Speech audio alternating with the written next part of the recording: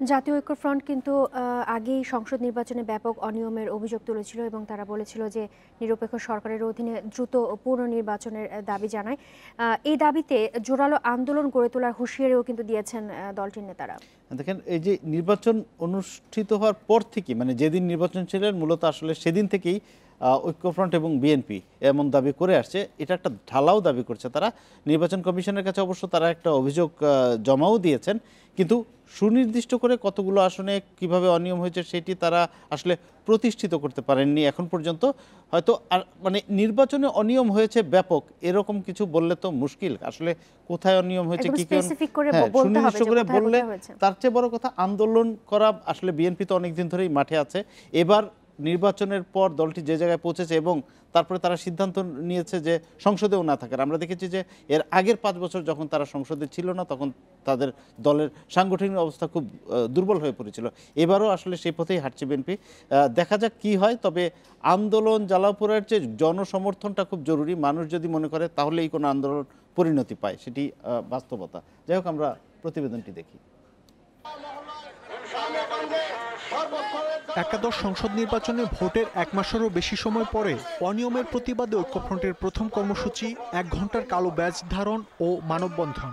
জাতীয় প্রেসক্লাবের সামনে বিকেল 3টা থেকে 4টা পর্যন্ত চলা কর্মসূচিতে ডক্টর কামাল হোসেন সহ ফ্রন্টের বেশিরভাগ শীর্ষ নেতা ছিলেন অনুপস্থিত। তবে শীর্ষ নেতাদের অনুপস্থিতির ব্যাখ্যা দেন কর্মসূচির প্রধান অতিথি আসম আব্দুর রব। ঐক্যফ্রন্টের ঐক্য অটুট বলেও দাবি তার। আমাদের অনেক নেতা আজকে উপস্থিত নেই। দীর্ঘ 3-4 মাস ঘুম নাই, অনেকে অসুস্থ হয়ে পড়েছে।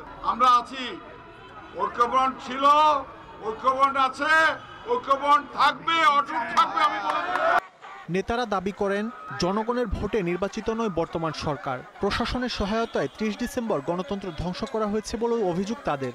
5ই জানুয়ারির পরে বলতো আমরা গণতান্ত্রিক নির্বাচিত সরকার, আর জনগণ বলতো অনির্বাচিত সরকার।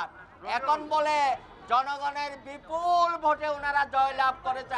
এই সরকার তারা একটি নিরপেক্ষ সরকারের কাছে অবিলম্বে ক্ষমতা হস্তান্তর করে দিয়ে একটি সুষ্ঠু নিরপেক্ষ নির্বাচনের পথ উন্মুক্ত করো। পুনর্নির্বাচন ও খালেদা জিয়ার মুক্তির দাবিতে শিগগিরই রাজপথের আন্দোলনে নামার কথাও জানান নেতারা। সোজা আঙ্গুলতে কি উঠে না আমরা জানি, আঙ্গুল তো বাঁকা করতে হবে। মাহমুদ শরীফ, ইন্ডিপেন্ডেন্ট নিউজ, ঢাকা। উপজেলা নির্বাচনে কোনো কেন্দ্রে অনিয়ম হলে সেই কেন্দ্রের ভোট বন্ধের হুঁশিয়ারি দিয়েছেন প্রধান নির্বাচন কমিশনার KM নুরুল হুদা। তিনি বলেছেন, কোনো অবস্থাতে ভোটে অনিয়ম বরদাস্ত করা হবে না। সকালে নির্বাচনী প্রশিক্ষণ ইনস্টিটিউটের রিটার্নিং কর্মকর্তা ও সহকারী রিটার্নিং কর্মকর্তাদের CSA বলেন, প্রশ্নবিদ্ধ নির্বাচন চায় না কমিশন। কেউ দায়িত্ব পালনে ব্যর্থ হলে বা পক্ষপাতিত্ব করলে ব্যবস্থা নেওয়া হবে। ভোটারদের জন্য কেন্দ্রে নিরাপদ পরিবেশ সৃষ্টির উপর জোর দেন CSA। তিনি বলেন, সহিংসতা এড়াতে আইনশৃঙ্খলা বাহিনীর পক্ষ থেকে বাড়তি সতর্কতা থাকবে।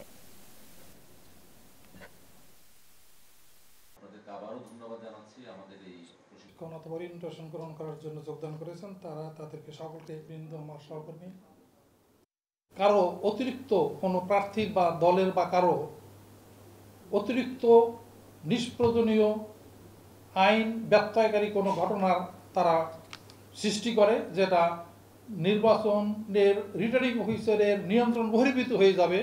প্রয়োজন হলে এন্টায়ার উপজেলা পরিষদ নির্বাচন বন্ধ হবে।